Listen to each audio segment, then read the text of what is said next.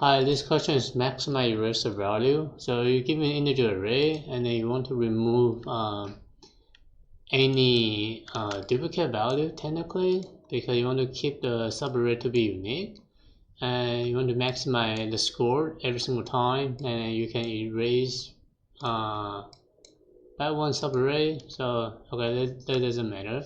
So let's think about this. How do you do this?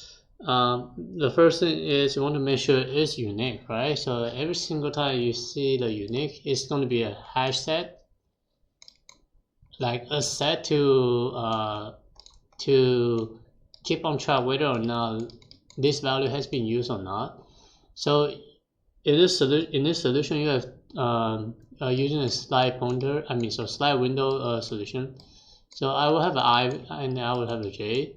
So in the current window, it will just definitely like one single value, and later on you increase your windows by 1, and you will move whatever the pointer, which is going to be a J pointer, forward by 1, and then check whether or not this window has a duplicate value or not. Basically, you're adding into the set.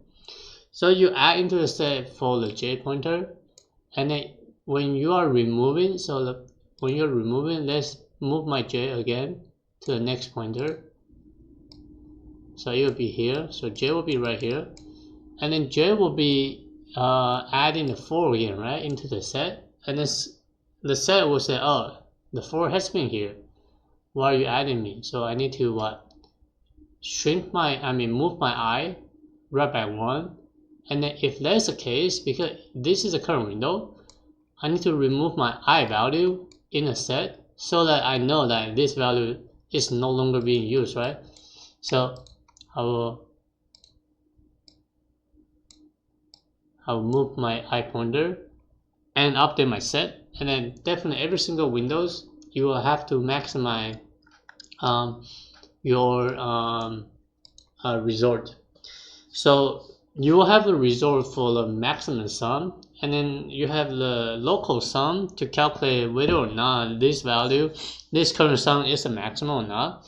So first thing is hash set integer. I'm going to call scene and hash set, and then int result for the return value, and then I have a 2 pointer I and J, and also the sum equals 0. And then I'm just traversing based on the J pointer to check the boundary, and I don't need to have J++ because it's actually determine whether or not I want to move my I or move my J. So it would like two scenarios just based on the scenario. So no matter what, I'm going to add whatever my current J pointer into the set. So this will return a boolean whether or not, if you add this value into the set, when you return true, that means the value that's not in the set. If the value is in the set, and then you say dot add, and then this will return false. So let's see, when you're adding into the set, so for example it is empty, so empty set right now, you're going to add the first value, which is 4, into the set. So you will have sum plus equal num_j. Okay, and then later on you will have to deal with the condition when you're removing, right? So when you remove it, you are not using the J anymore, you are using the I. And now let's think about this. When you're adding the J, right, you will have to increment your J. Okay, you will have to increment your J so that you know the next iteration will definitely add on different value. You don't want to keep staying on the same spot, and then your iteration for the for loop is not increment anything. So you need to manually add it right here. And then later on you will have to have the max to compare whatever your value for the result and then the sum.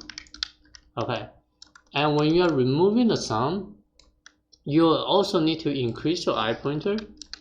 But before you increase your I pointer, you want to remove from the set, right? So sync.remove num say I. So you remove the 4 from the set, and also 4 from the sum. Then you move your pointer from here to here. So that is pretty much a solution.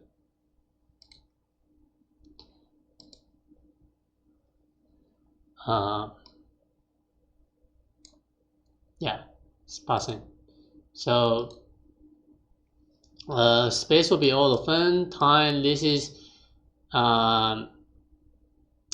I would say this is all of n, but based on the scenario, you can move in ij, ij, ij every single time. So the worst case for this is going to be n squared. So all of n for the space for sure, and n squared for the worst time for the time. So yeah, that's a solution. See you.